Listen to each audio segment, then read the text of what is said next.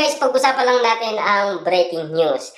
Ayon kasi sa bali-balita, excited na mga Katden fans matuloy ang pagiging FA ni Kathryn Bernardo kay Alden Richard. Alden Richard, pilot na.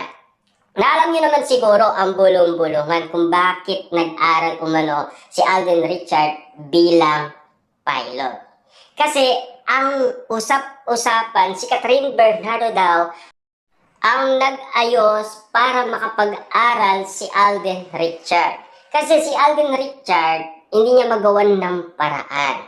Na alam niyo naman siguro kung bakit. Dahil busy siya, kaliwat kanan, hindi niya kayang gampanan. Kaya nga naman itong attorney na si Kathryn Bernardo gumawa yata daw ng paraan.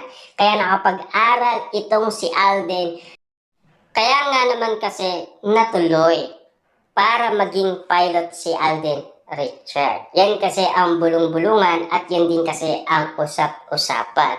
Ang tanong ng marami, kailan ang pagiging pilot ni Alden Richard para makasama niya ang kanyang FA?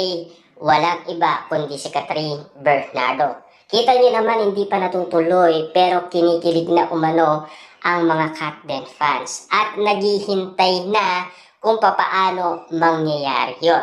Ang tanong, mangyayari pa ba ang ganitong sitwasyon? Na alam niyo naman siguro, ayon kasi sa bali-balita, siyempre, may sinisimulan negosyo ang Katden kasama umano si Direk Cathy. Pero hindi lang natin alam kung matutuloy ang nasabing project na negosyo umano ni Kathryn Bernardo at Alden Richard kasama si Direk Cathy. Yan kasi ang pinag-uusapan na alam niyo naman ngayon, nagsikalat na ang mga photos at video ng Katden.